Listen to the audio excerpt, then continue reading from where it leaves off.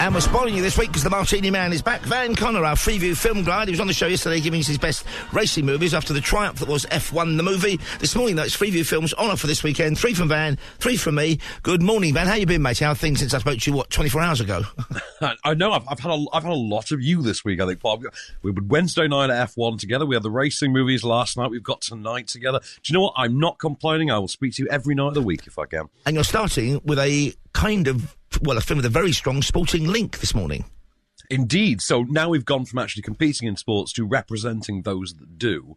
Funnily enough, with the star of Days of Thunder, which was one of our racing films last night. So it's Tom Cruise in Jerry Maguire from 1996. This is on Great Movies tonight at 9 o'clock. This is literally an Oscar winner. It's got Cuba Gooding Jr., the Oscar for Best Supporting Actor, famously Show Me the Money.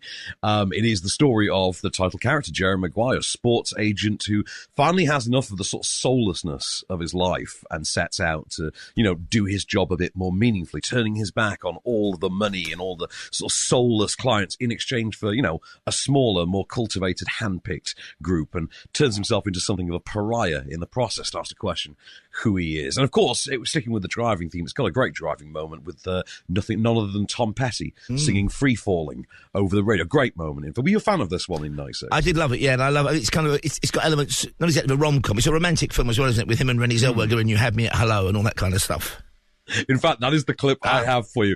That is the exact clip. In fact, also kind of made a brief thing for 5 minutes out of child actor Jonathan Lipnicki, who really kind of disappeared and came back about 4 years later in The Little Vampire, if memory serves. And other than that, never really started anything. That kid must be in his late 30s by now, I'm sure. It's a scary thought. But it really is. I mean, Haley Joel Osment's like my age, surely. But yes, Jerry Maguire, tonight, 9 o'clock on Great Movies. Of course, I've got a clip for you. This is the iconic You Had Me at Hello sequence. Here we go. We live in a cynical world. A cynical world. And we work in a business of tough competitors. I love you. You complete me. And I just had... Shut up. Just shut up. You had me at hello. You had me at hello. Not a dry pair of trousers in the house. That's a great scene. A great movie, though. Cute film. Now, my first film recommendation is on Channel 4 tonight, 11:05. It was out in 2011. There's been talk of a sequel, although it didn't do amazingly at the box office. It didn't do badly. Probably with Hollywood accounting, maybe just about broke even. It's called Cowboys and Aliens. And a bit like Snakes on a Plane, that's what it says on the tin. We go back to the days of the Wild West. There's Daniel Craig. There's Harrison Ford. Great cast. There's Paul Dano's in this one, Sam Rockwell. And a cowboy wakes up with something strange on his wrist. He's sought after by people. He's obviously some kind of outlaw, but he doesn't quite know what he's done because he's amnesiac as well. And guess what? He's been abducted by aliens. Somehow managed to escape. The thing on his wrist is some alien-busting device he's managed to purloin. And he's got to persuade people, including Harrison Ford, whose sons and heir do well in that classic traditional way, has to be broken out of jail, that they should team up, trust each other, and fight the alien incursion. I think in some ways they didn't quite get this one right. And I think maybe because it had about 4 or 5 scriptwriters. Based on a comic book, I think this one was back in the day. It was. This was Jon Favreau's directorial follow-up to Iron Man 2, if memory serves. He was very stressed at the time, and I think he admits to this not being his finest of projects. This was very much him delving more into the special effects after Iron Man 2 and trying to do something different. I think he was a fan of the book. This was my 3rd or 4th week as a film critic when this came out. So I mean, I think a lot of us wanted it to be better than it was, but I saw it again a year or so ago, and it's better than I remembered, which is why I picked it this morning, because it's got some great sequences in it, and the scene when the spaceships first turn up is an absolute belter, and there's some great character acting in it, and I would like to see a sequel, in the same way there was a film in the 60s called Valley of Gwangi, which was cowboys in the Wild West discovering a lost valley full of dinosaurs, and again, they didn't quite live up to the promise, and they could maybe combine the two. Maybe the next group of aliens should be looking for dinosaurs or drop some back on the Earth and the cowboys could fight them. There's a project. But I mean, to be honest with you, I love westerns that go into other genres. Yeah. I mean, for all its faults, and believe me, it's mostly faults, I love the whole steampunk thing of Wild Wild West. Yeah. For instance, the movie's terrible, but I kind of love the idea. But again, of it. Great sequences and great notions in it, aren't there? Yeah, I like when they use westerns for other things, because the western genre is just so rife with storytelling potential in other genres that it leads to some really interesting ideas. And this, obviously, I think this is one of the more successful ones. So this is Cowboys and Aliens tonight, 11:05 on Channel 4. Here we go. What is that thing? Why are you asking me? Because you shot it. With that thing? Where'd you get that thing? I don't know. What do you mean you don't know?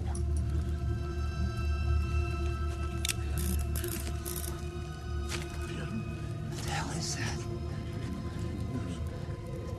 They took my wife. Hey! Is anyone in there? No. Is my wife in there? No! Is it dead?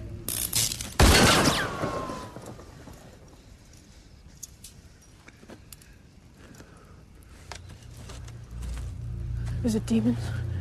Demons?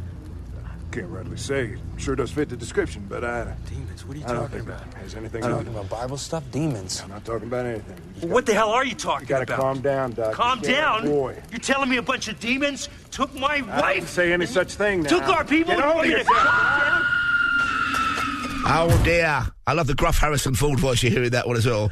Is it dead? It is now. That's the kind of thing. It's actually, what's the second recommendation for us? What's Saturday's recommendation?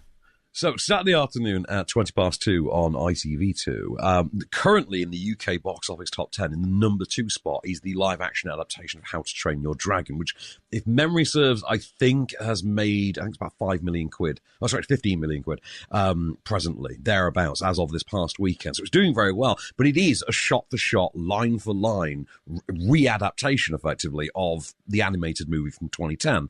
And that's what's showing Saturday afternoon on ITV2. So, if you've taken the kids recently to the cinema and shown them the live-action How to Train Your Dragon and wanted an excuse to show them the animated original as well, which I will argue I think is better. Even though they're exactly the same movie, I don't think you can beat Jay Baruchel as Hiccup. They both got Gerard Butler in, either way. This is the story of the son of the Viking leader of Burke, who befriends a dragon. And in this illicit sort of secret friendship that he forms with his people's enemy, it enables him to learn the skills that make him the kingdom's finest dragon slayer. But of course, because of his newfound friendship, he has increasingly less interest in slaying, his friend's entire race. Good fun, this one. I mean, I'm sure you've watched this with the kids. Oh, it's brilliant, yeah. And the books is based on a very good fun as well. They're kind of required reading, I think, at some primary schools now. I've never read them, believe it or not. My nephew, I think, is just about now reaching the age where he will start to be into these. He's only about 6. I would imagine he'll be a big fan of this when he eventually sees it. But so I've got a clip for you. This is the gang being taught how to slay the dragons in what can only be described as an absolutely brutal Hunger Games style training course. Here we go. Whoa! Focus, Hiccup! You're not even trying! Today is all about attack! Ladders are quick and light on the feet. Your job is to be quicker and lighter. Oh! I'm really beginning to question your teaching methods. Look for its blind spot. Every dragon has one. Find it, hide in it, and strike. Do you ever bathe? If you don't like it, then just get your own blind spot. How about I give you one? Blind spot, yes. Deaf spot, not so much. Wow, great film that is. Now, my next recommendation is a film I've not seen for ages. Must be 10 years since I've seen it. I absolutely love it, because I love the director Brian De Palma. Now, he's known for making huge smash successes, like, the first Mission Impossible film. He did Scarface, Carlito's Way. He did The Untouchables, many of which we recommended on this spot. But he had a kind of parallel career as a real new Hollywood of maverick. What were people like Paul Schrader, early Spielberg, all those guys, Coppola. But also he was some Corman guy, wasn't he? Absolutely, and he made early documentaries. He worked with a very young De Niro when De Niro was unknown completely, and they spelled his name D-E Niro, as in one word, back in the Greenwich Village days. And he's also somebody who loves the films of Claude Chabrol, the French director. He loves Jean-Luc Godard, but he really, really, really loves and got criticised for being obsessed with Alfred Hitchcock. What's wrong with that? Nothing. And he made some big specials like Dressed to Kill. Michael Caine's in it, one Angie Dickinson, serial killer film. But he made 2 or 3 films that are absolutely straight up meditations on Hitchcock that I think are brilliant. The first one was called Obsession, which is the same year he made Carrie, 1976. That's one of his biggest early smashes, the horror film. He then made the film I'm going to recommend called Body Double. He then made a film called Blowout with John Travolta playing a sound engineer, all incredibly Hitchcovian, I think is the proper word. My favourite, though, is Body Double, because it's so 80s. Basically, a struggling actor failed actor, comes home early from an audition, finds his girlfriend is dancing the horizontal mambo with somebody else, rendering him homeless, and he's asked to house sit this amazing real-life place in Beverly Hills, Hollywood, and it's basically all windows. And he becomes obsessed with a woman. He's kind of guided into it by the man who's asked him to look after the house. And he starts seeing this woman who's, gorgeous looking, but does this kind of erotic dance, knowing she's been observed every night. Then he observes, a bit like Rear Window, he then observes her being murdered, or is she? It then goes into a kind of vertigo mode, because he's obsessed with this woman he knows is dead, but then he sees her, and she's not dead. And then we get also elements of Dial M for Murder, when people know there's a murder coming, and he can't do anything to stop it. Stirred into that pot, folks. This is a bonkers film. You've also got Frankie Goes to Hollywood performing live in a Hollywood nightclub. Oh, and by the way, there was a video nasty out around this time called Driller Killer, and one of the murders in this is a driller killer murder done in the most graphic way. So it was an unfashionable film. I think it's an underrated masterpiece. I think those three make up the great kind of Hitchcock trilogy of Brian De Palma. So it's on Talking Pictures TV, 9 o'clock tomorrow night. If you like anything to do with Hitchcock, with suspense, the 80s, gorgeous women dancing virtually in the nude, and Brian De Palma, I urge you to catch this film, 9 o'clock, on Talking Pictures TV. I mean, De Palma's a fascinating character, fascinating filmmaker, because he's had such mainstream success and also made these just mad films at times, quirky films at times, because he can't let go of his independent past, which I think is admirable, Van. I think it is admirable that he has managed to stay a true, proper for the adults thriller maker. I'll chuck Snake Eyes on that list as well, by the way. That is really underrated, and that was during the Nicolas Cage hot streak of the 90s, when Nicolas Cage had 7 movies in a row that were absolute bangers. Snake Eyes is among that as well. That's very Hitchcockian, and I think as far as De Palma goes, probably the most technical, one where he's really into the technical side of the camera work in the arena. That's his Rashomon, I would say. Brilliant stuff. That I'm going to try and get him on the show, actually. He's still alive. He's 84 years old by now, I think. So this is called Body Double from 1984 with added Frankie Goes to Hollywood on Talking Pictures TV, 9 o'clock tomorrow night. He thought he was watching her, but she was watching him.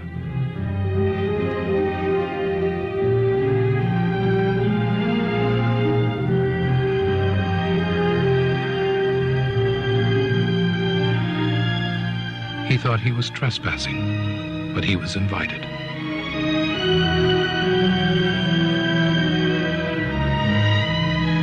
He knew he had gone too far.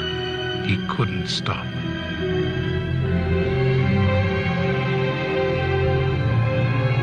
He saw exactly what she wanted him to see.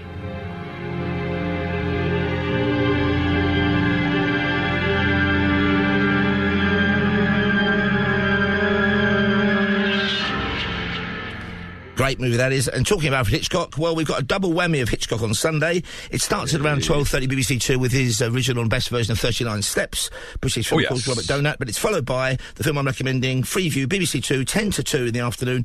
It's North by Northwest from, I think, 1959. It's Cary Grant, it's Yves Marisson, it's James Mason giving the marvellous performance as the villain. You've got Martin Landau, friend of James Dean, later of Mission Impossible fame on the telly, who's this kind of meant to be bisexual sidekick killer. Some great sequence. It's almost a kind of thriller comedy, this one. Some great comedy sequences in it. There is a terrible use of the OLED blue screen, but it's got some of the great sequences of all time. I mean, there's a big shootout on the end on the face of Mount Rushmore. There's kind of sexual symbolism of trains going into tunnels, if you like that kind of thing. And there's also a murder at the United Nations headquarters. Oh, and by the way, a absolutely fantastic scene in which Cary Grant is lured into a field in the middle of nowhere and then is attacked by a crop dusting plane, like in broad daylight. So it's a great, basically it's a red herring film. Cary Grant is assumed to be this fictitious agent that James Mason is, and he gets invaded in the plot. He agrees to help out American intelligence, and this is just it's also, I think, the ultimate Cary Grant Hitchcock performances. They knew each other very well by then, and I think Hitchcock allows him to get away with more than he does in his earlier films, because he's actually he's Cary Grant in this, but what's wrong with that, I think?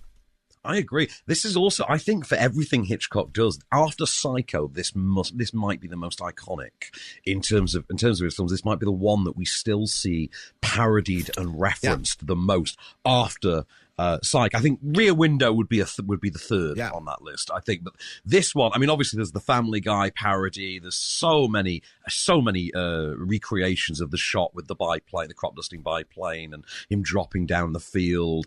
This is an all-time. It's one of those that I actually thought in the early 2000s would have been, if they were going to remake it with anyone, we actually had Clooney at the perfect age where he would have done a good remake of this. And he could also do that kind of comedy double take thing in the midst of absolute horror, like when Cary Grant, somebody gets killed at the United Nations and he picks up the knife and there's a photograph of him on the front page of every paper as if he just stabbed some United Nations diplomat. So it's a great film, this. Great use of locations, unusually for Hitchcock by this time. It's 10 to 2, Sunday afternoon, BBC 2. Here we go. I'm an advertising man, not a red herring.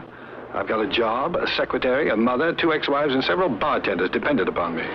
And I don't intend to disappoint them all by getting myself slightly killed. Cary Grant becomes a secret agent against his will.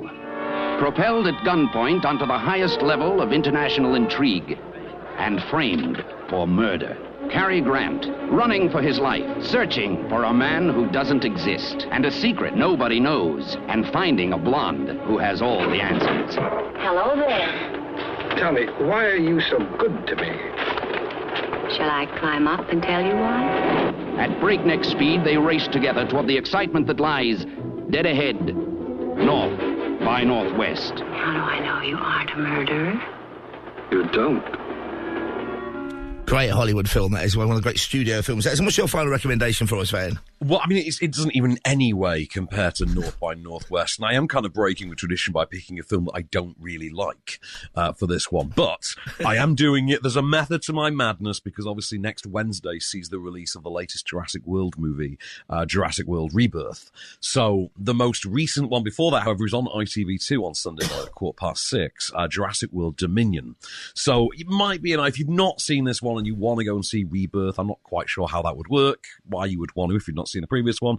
But if you want to catch up, you have your chance. This is the third and final of the Jurassic World trilogy before this new series launcher that's out next week. The final one stars Chris Pratt and Bryce Dallas Howard, and it also doubles as a sort of all-stars movie as well. It brings back the original trio of Sam Neill, Laura Dern, and Jeff Goldblum, who've all had their cameos and their appearances in other films, but here are all brought back together and put face-to-face with the new younger characters as well. The idea this time around is, with all of the genetic resurrection of all the extinct species, we've also resurrected plants and insects from the Jurassic and Cretaceous era, including locusts, which have laid waste to the world's crops and threatened to cause an absolute blight on the world's food supply.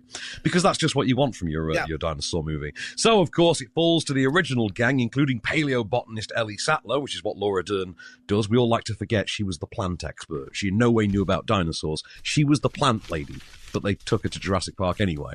So they're all back together. They're on the trail. They're all on the trail of various different subplots that all tie into the scheme that have created these locusts. It takes them from Malta to different parts of Asia, brings the velociraptors back into it, and of course gives us yet another new psychotically created mutant dinosaur.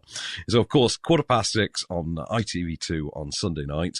I've got a clip for you, and this is the reunion between Alan Grant and Ellie Sattler. Here we go. How are your kids?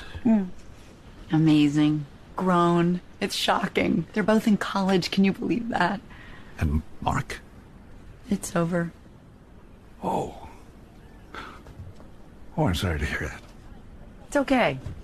I'm back to me and my work. That's great. It's good. It is. I'm alone at last. Exciting times. Yeah, I'm living the Alan Grant life. It's just... Can be lonely. So free. Allie, you didn't come out all this way just to catch up now, did you? I've not seen this movie, so I'm going to make sure I record this one and before I see the next one next week. And is off screen. Has its moments. Is off screen off this one, out of this one. Your podcast, fan. It isn't. Well, of course, because we've got to talk about Formula One. Absolutely. As you know, I've got Formula One and the return of a certain popular killer android doll to discuss, because Megan 2 is upon us, and what's not to love about an AI-powered Terminator 2 riff? Fantastic stuff. That's available on good podcast providers. That's called Off Screen, courtesy of Van Connor. And you heard him here with me, Paul Ross, on talkSPORT and Talk, where we're live, my friends, till 5. But for the moment, that's a wrap.